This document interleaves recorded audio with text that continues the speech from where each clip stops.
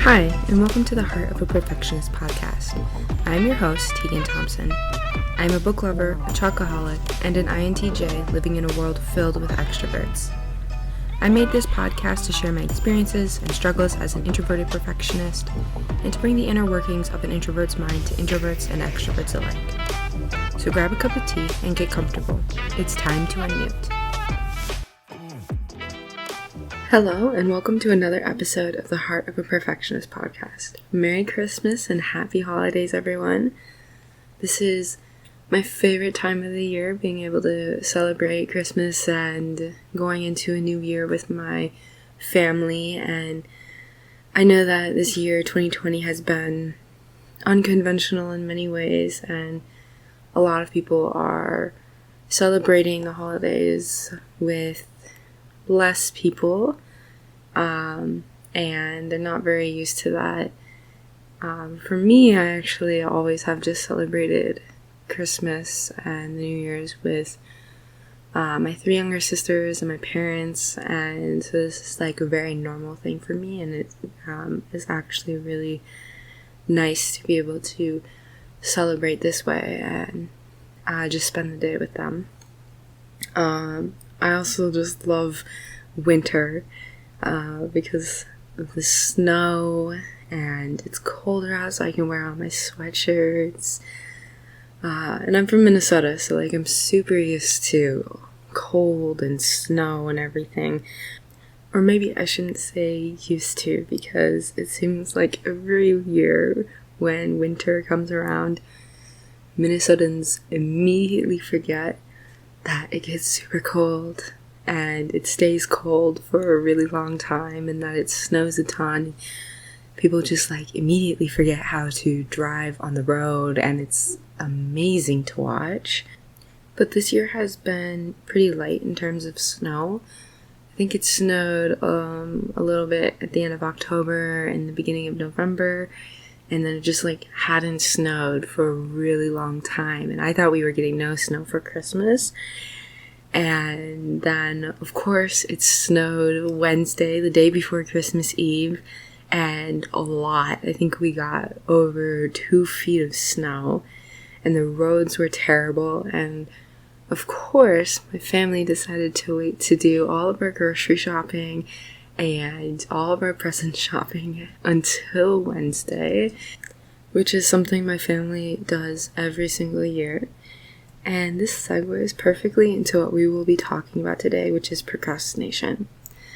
Everyone procrastinates at times, but what I will be talking about today is chronic procrastination, and this is a major characteristic and behavior of perfectionists. So I thought it would be great to incorporate this. So what we'd be starting with is talking about the different types of procrastination. There are kind of two overarching types, which is passive and active procrastination. And then there are some subcategories underneath both of those, and I will be looking at two for each passive and active procrastination. But of course, there are so many more, and you can go online and look them up and find them and learn about them if some of these things don't apply to you. So to start with, passive procrastination is where individuals are often affected by an indecisive behavior where they don't really make decisions very often, or they have trouble making decisions, or they are unable to self-regulate time, and so they have a lot of poor time management skills. Passive procrastination is less likely to increase creativity and often leads to undesired outcomes. So one subcategory of passive procrastination is someone who is overwhelmed with the amount of things they need to get done. So they often have too many things on their to-do list, and instead of focusing on any of those things on the list, just one or a couple of them at a time, they choose to not focus on any of them, and they'll just push the list off rather than try to work on it small portions at a time to eventually get it done. And the overwhelmed type of passive procrastination often leads to a lot of exhaustion because they're never fully able to relax. And this is because they have a lot of things to do on their list, and then they procrastinate because there's too many things, and then eventually they have to get those things done, and they'll get them done at the last minute because they've been procrastinating.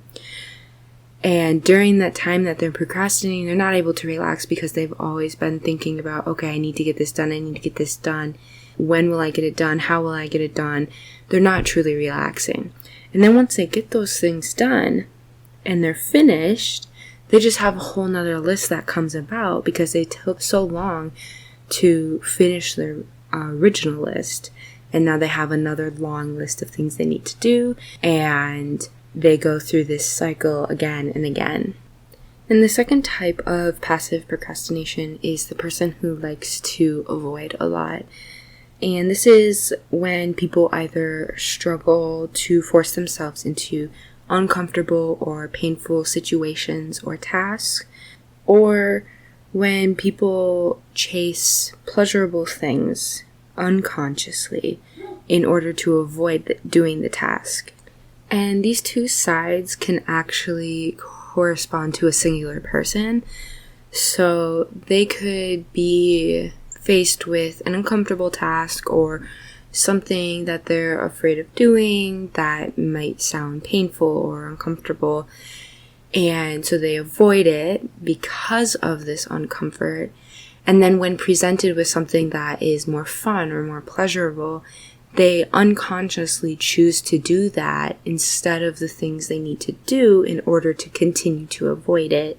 So let's say, for example, you know that you need to have an uncomfortable conversation with your boss today, but you get into work and you don't want to have that conversation, right? You're not in the mood for it. You know it'll make you uncomfortable. You know it might cause some emotional or mental pain. And so you push it off until in the afternoon, and you say, okay, I'm going to finally do this. And then maybe a coworker comes up to you and says, hey, you want to go get some lunch real quick? And you're like, yeah, sure, let's go do that. And you continue to push it off in order to continue to avoid it because you don't want to go through that uncomfort. So that is the types of passive procrastination.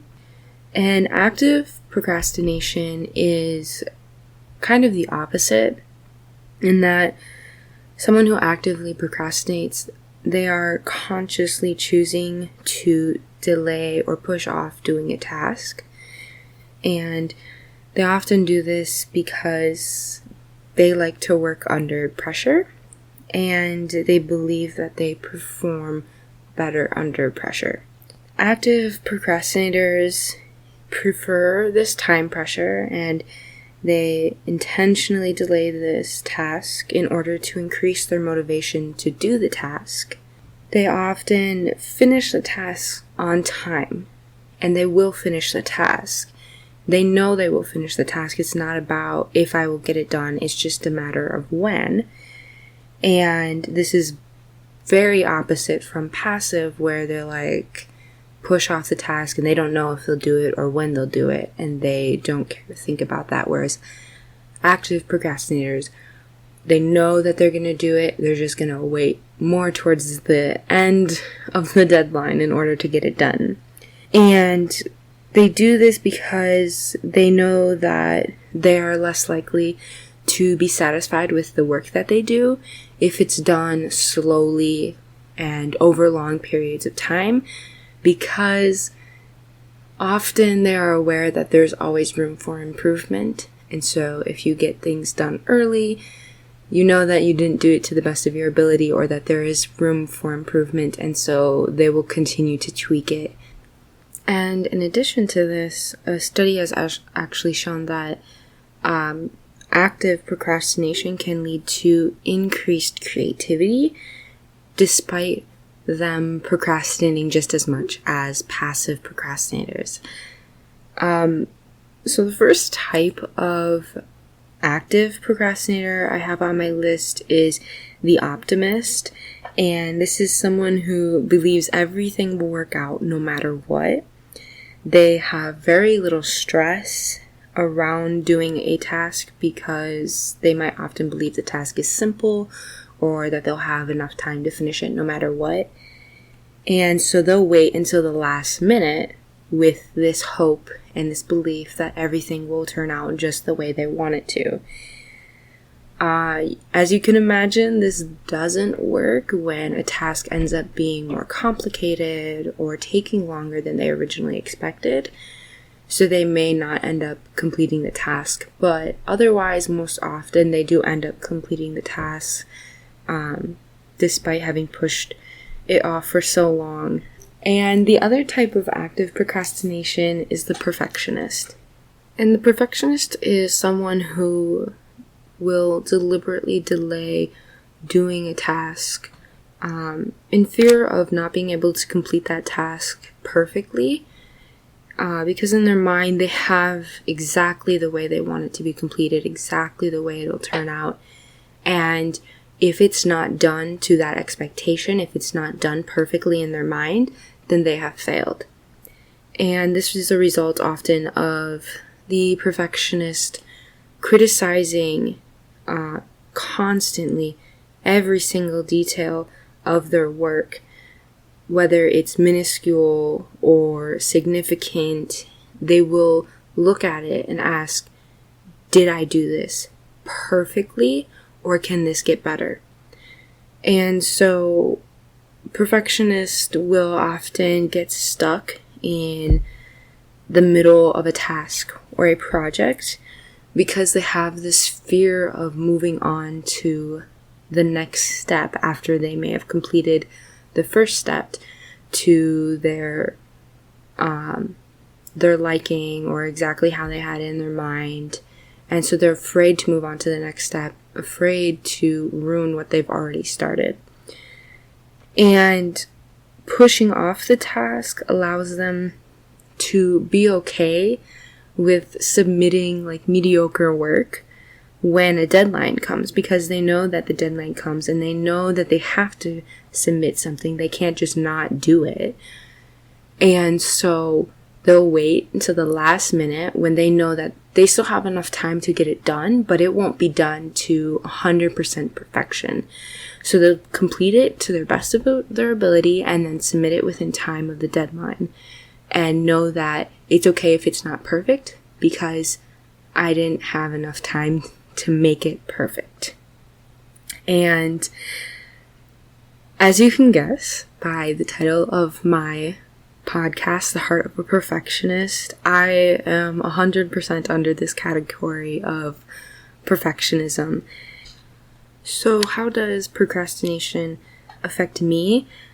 With my experience, I've noticed it mostly when I'm completing schoolwork, because it's kind of what I've been immersed in mostly my entire life. I would always wait until the very last minute to write papers or to finish projects or to start studying for a test. I actually just did this with the end of my semester. I had like 4 or 5 different papers I had to write, and I knew about it way in advance. And of course I waited until the very last minute. I didn't start writing any of them until like 2 weeks out, when I knew I had to get started, otherwise I would never finish on time all the papers I had to do. And this is a major thing that I've experienced with school, and something that I've tried to work on. Is very hard because changing your behavior and learning a new one actually takes a really long time, and I don't usually have the motivation to do it, to be honest. I also procrastinate in just about every other area of my life, with work, with sports, with things to do with my family, I wait until the last minute when I know it absolutely has to be done. And I actually have started to do this thing where I make deadlines for myself because I need this in order to start earlier.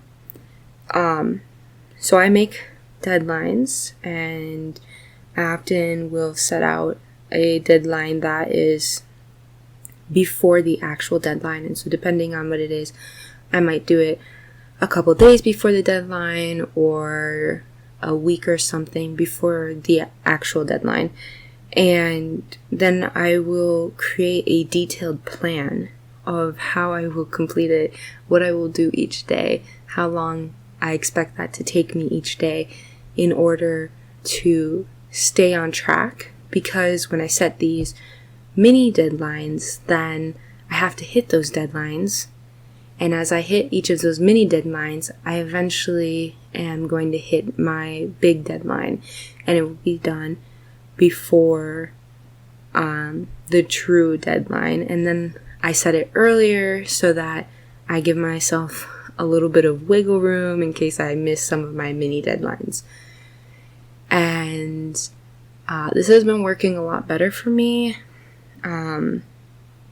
I actually am studying for the MCAT right now, and I just started to create all these mini deadlines for myself and how to study each day in order to be able to be ready and be prepared for the test when it comes around, instead of studying and trying to cram everything in within the last 2 weeks before the exam.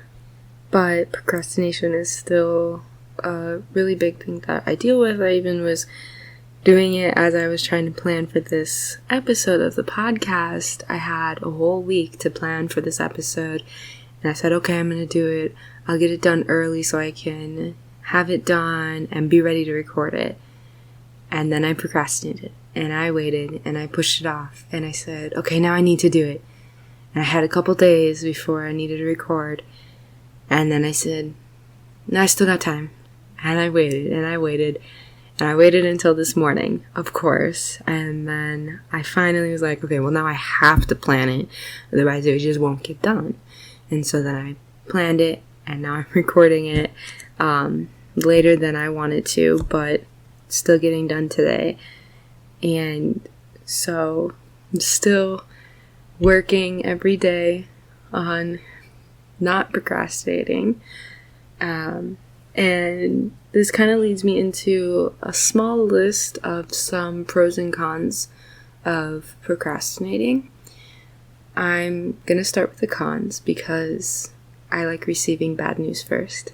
So, the first thing I have is that procrastination can lead to poor work and academic performance.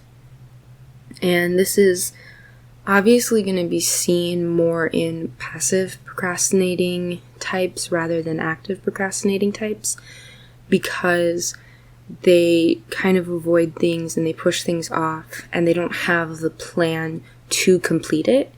Whereas active procrastinators, they have that plan and they know they will complete it. So at least they know they will complete it. It still leaves that the quality of the work being done is not going to be to the best of their ability. So obviously that is a con of procrastinating. Another one is that it can lead to increased anxiety and stress.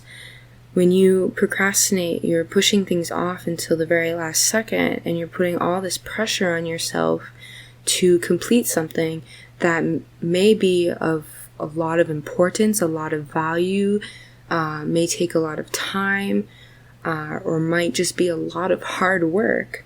And you're waiting to do it in a small amount of time. And so this can put a lot of stress on the individual when they're trying to complete those things.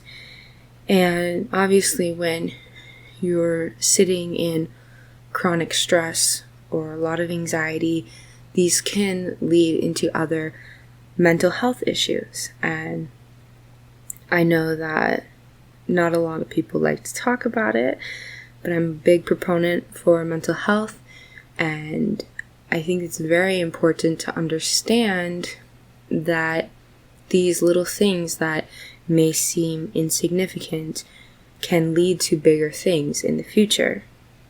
And the last con I have on my list is that it can force increased workloads onto other people.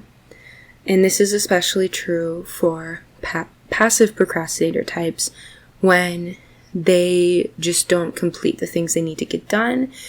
And so maybe coworkers have to take those things on in order to compensate for what you haven't done, which increases their workload, increases their stress, increases their anxiety, because they have to take on more than they thought they were going to. And more than likely, they're going to have to do it in a short time period as well, because if you didn't complete it by a deadline, that deadline was in place for a reason, and now it has to get done as soon as possible in order to stay as close as possible to that deadline. And I wanted to throw on some pros to procrastinating because everyone talks about the cons, and obviously you shouldn't try to procrastinate, but procrastinating isn't always bad. There are definitely situations where procrastinating is a good choice, and depending on the person, procrastinating can help them complete things that they need to get done.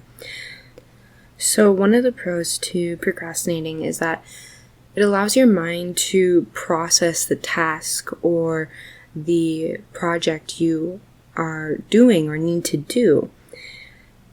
And when you process, you're able to think of better solutions to the task, things that can be more effective or might result in higher quality.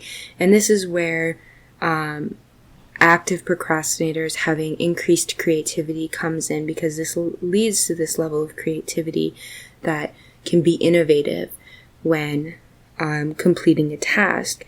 And this can also allow for better decisions to be made around the task, which is really important when completing something, to know that you're doing it to the best of your ability with as much efficiency as possible, and to know that what you're doing is what you want to do and what other people want to be done. Another pro is that it allows you to assess the importance of the value of the task and the priority you have assigned to that task. So when someone procrastinates and they're consistently procrastinating about one particular task, maybe they're in school and they're taking a class surrounding biology, and they consistently keep procrastinating with that coursework, whereas all their other courses they're doing fine in, they're getting that stuff completed on time, they're doing it in a timely manner, but it's just this one course. It might allow someone to see, okay, I'm probably don't have much value or priority assigned to this topic or this particular task, and maybe it's not something I want to do for me personally. And so understanding that that's not what I want to do, and letting that go, and knowing that it's okay to let that go because you no longer care about it in a way that will allow you to effectively complete it. And then the last thing I have on my list is that active procrastination can actually allow someone to be more productive. And I say this because a lot of the time, people who are active procrastinators will push off big items or large tasks that are going to take a long amount of time or a lot of effort to complete. And so pushing that off so that you can focus on smaller tasks that you know you can finish right away allows them to actually leave more room and more energy to complete those larger things in a timely manner, and to make sure that all of the things on the list get done. And so that can actually lead to more productiveness. And the last thing I want to say is that procrastination is normal. Everyone procrastinates, and it's not something to be ashamed of. If you are a chronic procrastinator, I think the biggest thing to try and take away from this is to try to find ways and areas that you can be more active in your procrastinating rather than passive. And this is because you're not going to be able to stop procrastinating tomorrow. So if you find ways where you can be active now and today, then eventually you can build up to find ways to stop procrastinating. And just don't be ashamed of it. It's okay. Everyone has their faults. Nobody's perfect. And procrastinating is something that a lot of people deal with. So I just want to thank you so much for listening to this week's episode of the Heart of a Perfectionist podcast.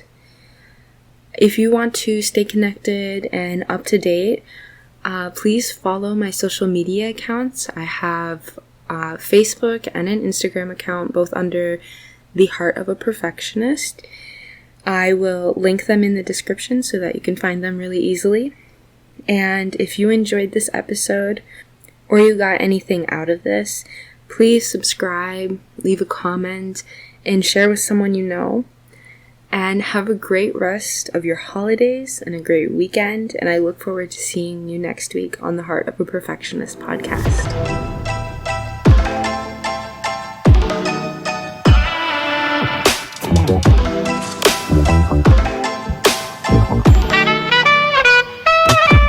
Wow.